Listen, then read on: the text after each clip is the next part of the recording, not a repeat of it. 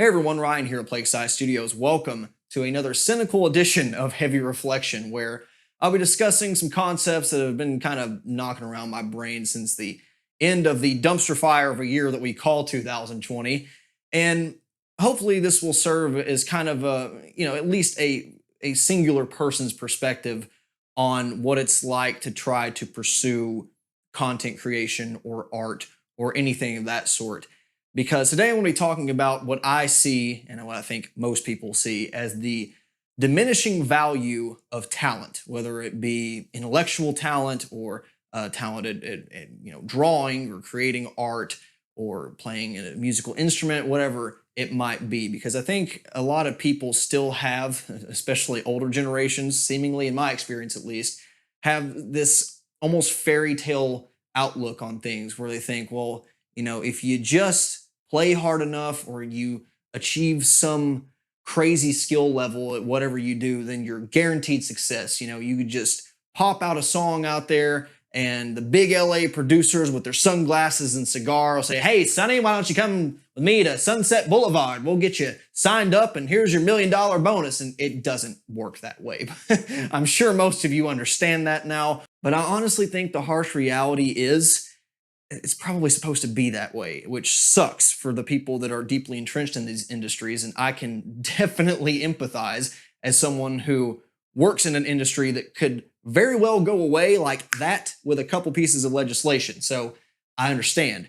But just to throw my personal biases out there on the table, as someone who is more passionate about music and guitar playing than any other hobby out there, I think we kind of put too much emphasis on a lot of this stuff that purely entertains us. We don't have to have new music or people playing sports to live. Is it fun? Does it make life that much more enjoyable? Absolutely. But I have a big moral issue with someone going up on stage and screaming into a microphone, or someone who, even if they're really good at that or really good, like the world's best at playing American football or soccer, what everyone else would call football, basketball, whatever it be.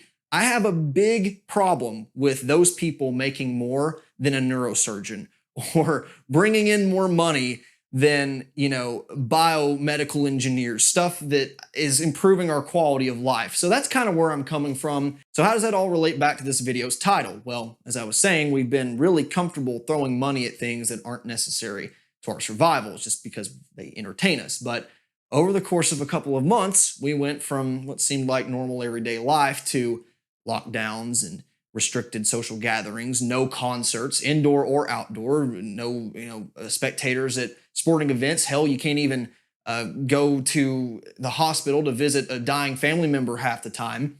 And so with a couple small changes, at least relative to evolution and a worldly scale, things like touring musicians and entertainers, that whole industry has just, gone down the toilet. And that absolutely sucks for the individuals and small businesses and the whole infrastructure that supports these kind of events. And, so many people rely on this stuff to feed their family, put food on the table, to pay the bills.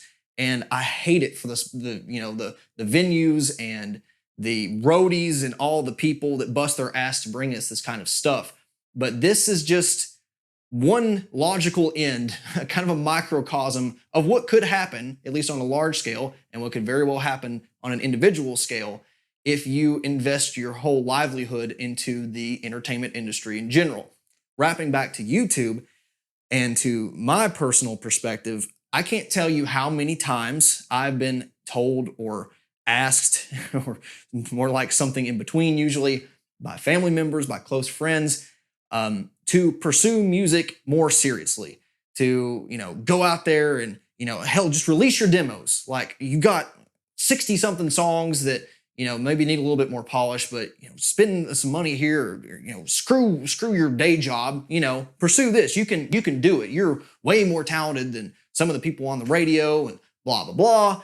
And that's dumb. If I were to pursue the Scythe project and some of the other ones to follow that I think actually have a shot at limited commercial success, if I were to do that in this channel day in and day out as my day job, I would not be able to afford any of this stuff that I enjoy. And it's not even about the stuff. It's the fact that I can buy this stuff and my lifestyle doesn't suffer.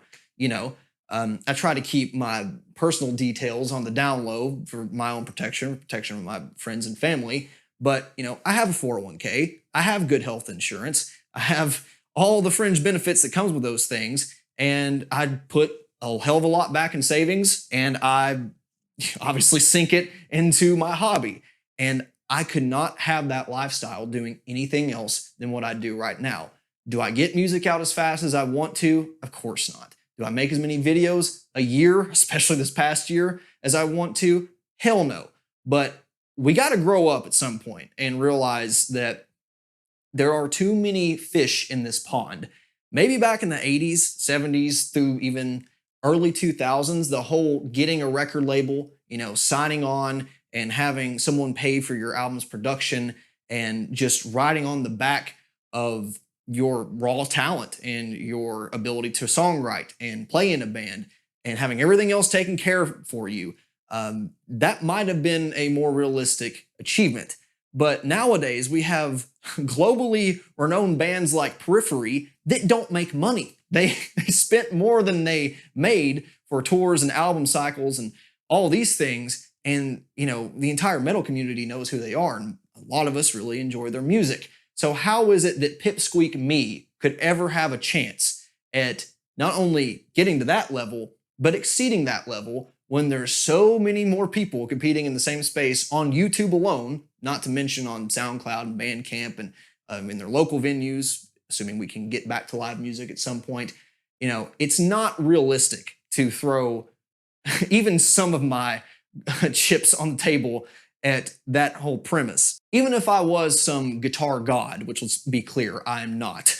And there are some people that could qualify as that status on this platform. It does not matter because it's not about raw talent anymore. The value of that has gone so far down compared to the value of being a businessman or knowing how to advertise yourself or set up events or post to social media or get your influence out there, which is a word I just love, as you can tell. But it doesn't matter how good you are at playing an instrument if you don't know how to leverage that. You know, you've got bands like Wolfpack that don't even have a manager and they're all incredibly talented, but they got to play Madison Square Garden because they know how to leverage the system. They're good at that. And I have zero, I mean less than zero interest in doing any of that stuff. If there was an easier way, if I felt there was a more efficient way to get out the kind of content or get out the information that I do that would get more views or help more people, I would do that. I enjoy the video making process, so that's why I ultimately do this. But when it comes to posting Instagram updates of, oh, look at what I'm doing in the studio, I'm so cool, working with all these brands to subsidize your gear purchases and all these things that a lot of professional players have to do to, stay above water. I have no interest in that. I would much rather work my, 7:30 to 4:30 job and come home, even if I'm a little tired some days, work 45 minutes, an hour or so on videos, on, practicing on my albums, and whatever comes of it, comes of it. Please do not misinterpret this as me saying, don't pursue your dreams or make the content that you're passionate about. Do that. Please do that. Just don't go into this with any malicious or auxiliary intentions. Do these things because you want to be doing them anyway. When it comes to my channel, the scale of what I've been able to do, some of the stuff I have been able to build or have custom made, it was only possible because of you guys, because of the connections that were made. And I'm so very grateful for that. But at the end of the day, the shootouts, the gear comparisons, the personal reviews, that kind of stuff, I would be doing whether I was documenting it or not. And so with YouTube, it's just a logical extension of that thing where instead of, A/B switching and just listening for myself, I record those things and I edit them down and present them in a video format. So it's still what I want to do. And at the end of the day, I don't give a shit if this channel gets 15 views, 15,000 views per video. If I get one that's 15 million and I can make a few bucks off of it, that'd be sweet too. But I'm not in it for that. And I think as long as you aren't either. People can tell. And with the ever changing legislation out there surrounding content and DMCA and the seemingly day to day changes that, platforms like YouTube and Twitch and Facebook make that affects its creators, there is just no sensible way I could ever recommend someone investing their whole livelihood into something like that. Having it be a part of a diversified income stream, absolutely. But just banking all your chips on this one thing it's crazy to me. And not only that, but for, speaking from someone from my experience, I've put a lot of investment into my career path. So it would be just as silly to, say, oh, screw that, walk away, and put all my effort into something that I know for a fact, and statistics on my side, it's not going to be as profitable. It's not about profit, it's about being able to, eat. So I guess the ultimate point of this video is, have dreams, work towards them, especially when it comes to things you're passionate about.